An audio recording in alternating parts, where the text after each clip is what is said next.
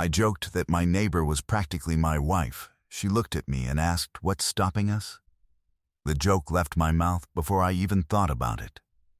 We were standing in her doorway at 11 on a Tuesday night, her in an oversized sweater that had a small paint smear near the collar, me holding a casserole dish I'd just washed for her because she'd cooked for me 3 nights in a row.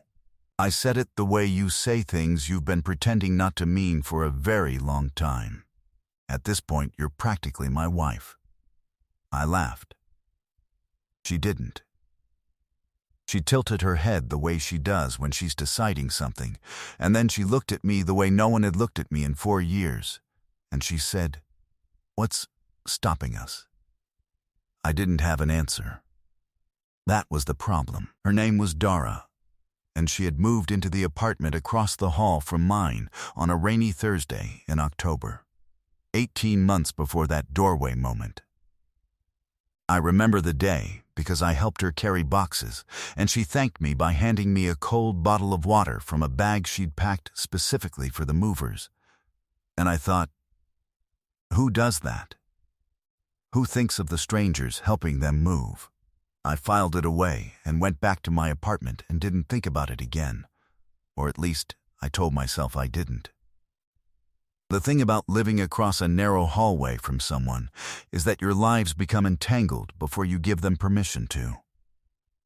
You hear when they're having a bad night. You smell when they're cooking something that makes you wish you hadn't already eaten. You learn the specific rhythm of their key in the lock. And after a while you notice when it's later than usual and you find yourself standing near your own door listening for it, without knowing why. Dara worked in textile restoration. She fixed things that were falling apart, antique rugs, old tapestries, curtains that had belonged to families for 4 generations. She had a patience for damaged things that I found quietly devastating the more I understood what it meant about her. She also had an ex-husband named Patrick who had decided, 2 years before she moved across from me, that a woman who spent her days carefully repairing other people's treasures was not exciting enough to keep. I knew about Patrick because she told me, not dramatically, but the way you tell someone something when you've decided they're safe. We were sitting on her floor one night with takeout containers between us, and she said, "He left because I was boring." Those were his actual words. She said it without bitterness, which was worse. I wanted to say something, but everything I thought of sounded like a line, so I said, "He was wrong." And she looked at me sideways and said, "You're biased." And I said, "Probably." And she laughed, and that was the end of it. What I didn't know that night, what I wouldn't know for another 11 months, was that Patrick was not a ghost. He was a phone call that happened every few weeks, a pressure that arrived in her voice when she thought she was hiding it. A man who had decided that leaving Dara was a mistake he intended to correct on a timeline that suited him and not her. The first sign I got was a Wednesday afternoon in September. I came home to find Dara sitting in the hallway outside her own door, her back against the wall, her knees pulled up. She wasn't crying. She looked like she was past crying, into the flat country on the other side of it. I sat down next to her without asking. After a while she said, "He wants to talk. He says he made a mistake." I waited. He's been saying it for 3 months. Texts, mostly, a few calls. She looked at her hands. "I haven't told him to stop." I felt something cold move through my chest. "What do you want?" I asked. She was quiet for a long time. "I don't know. That's the honest answer. I built my whole life around someone, and then he decided I wasn't interesting enough. And now I don't know if I'm actually over it, or just performing being over it, because it's easier than admitting it still works on me." I didn't sleep well that night. The texts from Patrick were not the whole picture. I would learn this slowly, the way you learn anything about a situation that someone is only partially letting you see. He wasn't just texting. Over the following 6 weeks, I would notice that her lights stayed on later than usual, that she cooked less and ordered more, that twice she knocked on my door at odd hours with some small excuse, a question about the building's Wi-Fi password, a line for a drink she was making, and then stood in the doorway talking for an hour about nothing important. I understood that the nothing important was the point. She was regulating something. I let her. Then came the night she asked me to stay. Not the way that sounds. She'd had a phone call with Patrick that had gone badly. I could hear her voice through the wall, not the words, just the cadence, rising and falling, and then going very quiet in a way that meant the call had ended, and not well. 15 minutes later, she knocked. She said, "I know it's late. Can you just sit with me for a while?" I sat with her for 4 hours. We didn't talk about Patrick. We talked about a documentary she'd watched about coral reefs and whether the building's ancient radiator was haunted or just badly maintained, and what we would order for breakfast if we could have anything delivered before either of us had to wake up properly. At 2 in the morning, she fell asleep on her couch and I put a blanket over her and left without waking her. I walked across the hallway and stood in my own apartment and understood that I was in serious trouble. The next thing that happened changed the shape of everything. Dara got a certified letter. This is how she told me about it. She knocked on my door holding the envelope and said, "I think you should read this." The letter was from Patrick's attorney. It wasn't a reconciliation. It was the opposite. Patrick had recently gotten married, quietly, 3 weeks earlier, to a woman named Camille. And now he was writing to formally request the return of a piece of jewelry he claimed Dara had taken from their shared apartment when she moved out. A ring that had belonged to his grandmother, assessed at $11,000, and which he intended to pursue through civil court if not returned voluntarily within 30 days. Dara's face when I looked up from the letter was very still. "I don't have it," she said. "I never took it. He gave it to me as a gift." 3 months before he left me. I looked at the letter again. The attorney's name at the bottom was a man named Warren Fisk. I had a reason to know that name. Fisk was a civil litigator who specialized in asset recovery disputes, and who had a documented pattern of filing fast and settling fast because most people couldn't afford to fight even when they were right. Dara could not afford to fight. I knew this not because she'd told me, but because of the small, careful ways she managed money that you only notice when you've been paying attention to someone for 18 months. "Don't respond to this yet," I said. "Don't respond to anything." She looked at me. "You know who he is. I know what he does.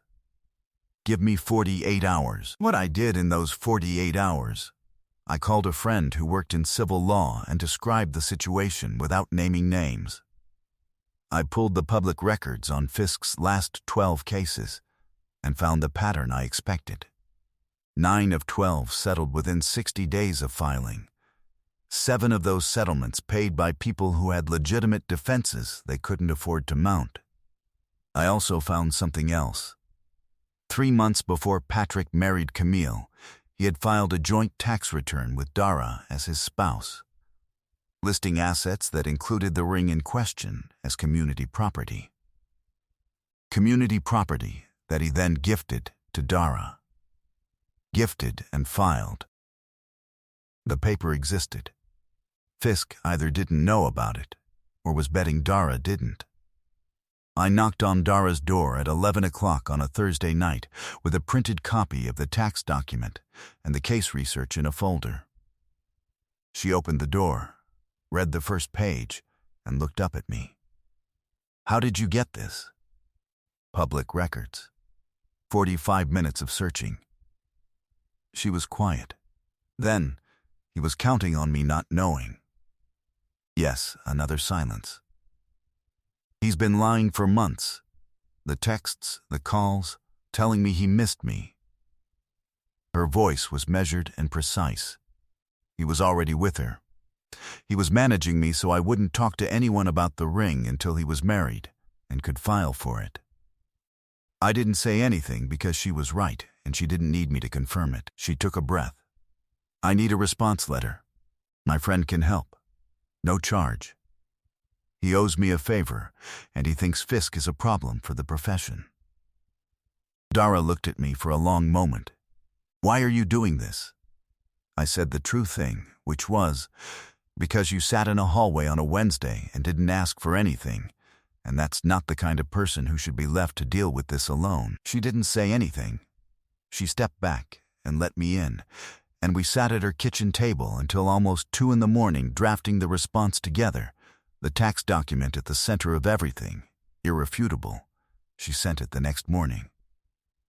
Fisk withdrew the claim 11 days later. Patrick did not call again. The days after the withdrawal were quiet in a way that felt like the air after a storm. Dara made dinner. I brought wine. We sat at her table on a Friday night and ate pasta and talked about nothing urgent for 2 hours, and I noticed that the paint smear on her sweater from weeks ago had been replaced by a new one, a thin streak of ochre near the cuff that she hadn't noticed yet. I liked that about her. She was always in the middle of something.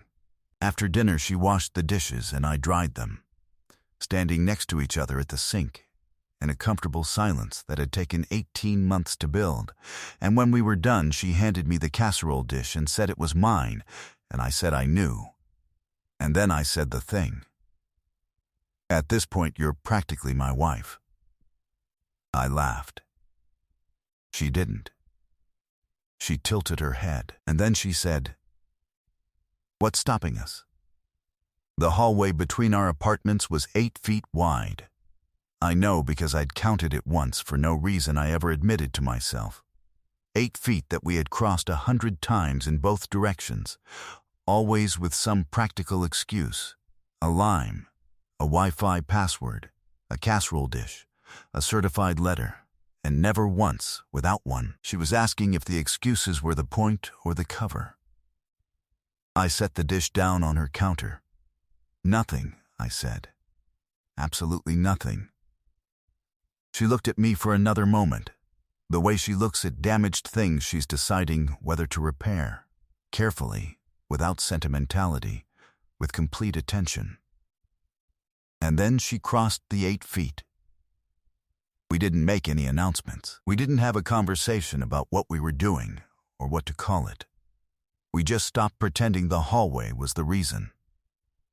That Sunday, she came to the farmer's market with me for the first time, and we walked through it the way people who have nothing to prove walk through things, slowly, stopping at whatever interested us. She bought 2 bundles of dried lavender and a jar of local honey. I bought tomatoes. We went home and cooked together for the first time without the excuse of it being a favor, just 2 people who wanted to spend a Sunday afternoon in the same kitchen. A few weeks later, she told me that the weeks of Patrick's campaign, the texts, the calls, the manufactured crisis with the ring, had clarified something she'd been avoiding.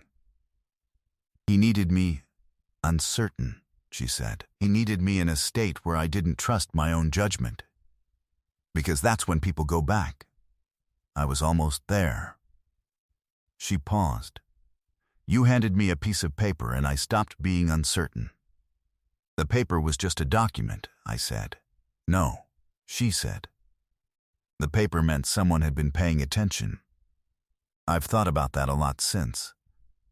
Paying attention is not romantic in the way movies mean the word. It doesn't announce itself.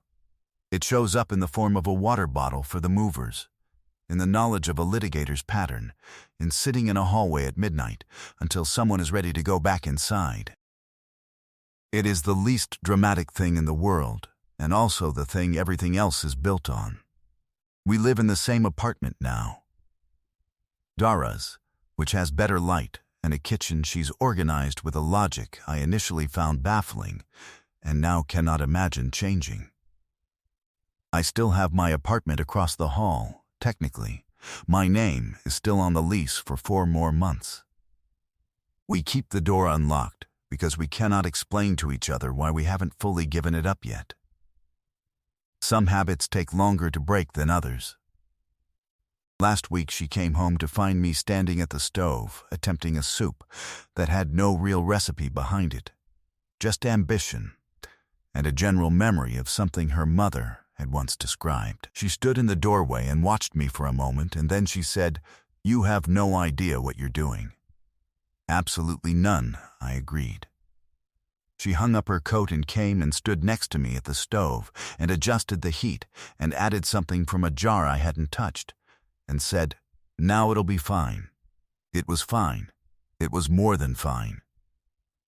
She has a patience for damaged things. I am working on deserving it. Have you ever looked across at the person who'd quietly been showing up for you every small, ordinary Tuesday and realized you'd been calling it friendship because naming it anything else felt like too much to ask for? Who is the person in your life that you've been crossing an 8-foot hallway toward for longer than you've admitted? If this story stayed with you, subscribe. A new one is waiting.